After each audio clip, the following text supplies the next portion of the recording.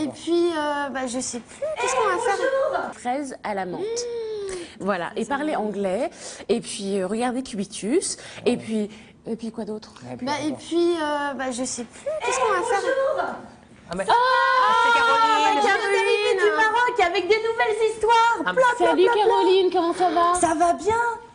C'est super. Bah nous, ça T'as sent bien. ta valise et tout, tu vas Oui, vraiment arriver. d'ailleurs, j'aimerais bien, avant de raconter les histoires, pouvoir un petit peu aller les poser mes préparer. amours. D'accord, Bah, moi- change. Ah, Bah, merci. moi, je vais t'aider, je peux porter parce que moi, Oh je oui, suis je veux honorable. bien Il parce faut que- bien que quelqu'un se dévoue.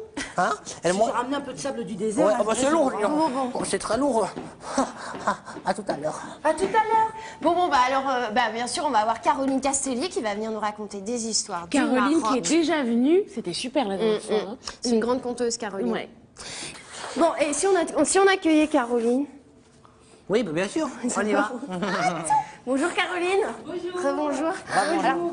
T'as posé ta valise, hein? Oh, ça y est, oui, j'ai enfin posé mes valises. D'accord. Bon. Heureusement que Zion m'a aidé, hein, parce que c'était lourd avec tout le sable. Bah, moi, il faut bien que quelqu'un se dévoue. Et dis-nous Caroline, tu nous as ramené plein d'histoires alors de là-bas? Oui, alors une petite qui nous vient du Maroc. Alors voilà l'histoire. Bon ça suffit. À tes souhaits. Non, mais c'est parce que. À tes souhaits. Parce qu'ils sont bons, mes moussoirs, quand même. Ah oui, c'est pour ça. Ouais. Bah, attends, si tu veux, je peux en tenir un pendant que je raconte. Mais là, je me suis moussée dedans. Ah non, alors non, ça va aller comme ça. Alors l'histoire, eh bien, il faut que je vous explique d'abord que là-bas, au Maroc, eh bien, en haut des montagnes, il y a des toutes petites maisons.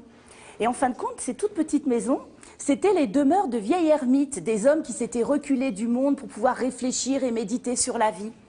Et quand quelquefois on a des petits soucis, eh bien, il y a une légende qui dit que si on passe une nuit en haut de ces montagnes, dans ces petites demeures, il y a comme l'esprit du vieil ermite qui est là et qui nous permet de tout résoudre pendant nos rêves. Et le lendemain matin, on se réveille, hop, ça y est, tous les soucis sont résolus. C'est vrai? Oui. Alors justement, il y avait deux amis qui voulaient absolument résoudre des petits soucis qu'ils avaient dans leur famille et puis dans leur ville. Et puis des fois, il manquait un petit peu de sous-sous, ils ne trouvaient pas de travail. Alors du coup, ils se sont dit, nous, on va aller tout en haut de ces montagnes. Seulement avant, il fallait traverser un énorme désert. Alors ils ont marché sous le soleil, leurs pieds s'enfonçaient dans le sable, ils étaient fatigués. Et puis quand on est fatigué comme ça, et à un moment donné, on est un peu énervé. Alors ils ont commencé à se dire des mauvaises choses, des insultes, des injures. Et il y en a même un qui a mis une claque à l'autre comme ça. Alors l'autre, il a dit non. Il a dit c'est pas comme ça. Puis c'est tout. Et dans sa poche, il a fouillé et il a pris une petite brindille. Il a écrit dans le sable « Aujourd'hui, mon ami m'a giflé ». Alors l'autre, il s'est mis à rire, il fait aujourd'hui, mon ami m'a giflé. Et puis bon, ils ont continué leur chemin. Ils sont arrivés tout en bas de la montagne, il n'y avait plus qu'à l'escalader. Et le chemin, il était simple, parce qu'il était bien large. Alors ils sont partis tout contents, ils étaient redevenus copains. Et arrivés presque au sommet, tout d'un coup, le chemin est devenu tout étroit. Ils étaient obligés de se plaquer comme ça contre la roche pour pas tomber dans le vide qu'il y avait là. Et celui qui s'était fait gifler a trébuché, a plongé dans le vide, mais l'autre l'a rattrapé au dernier moment, l'a fait remonter sur la petite corniche. Et ils ont continué de grimper et ils ont trouvé un petit endroit où s'asseoir pour se reposer.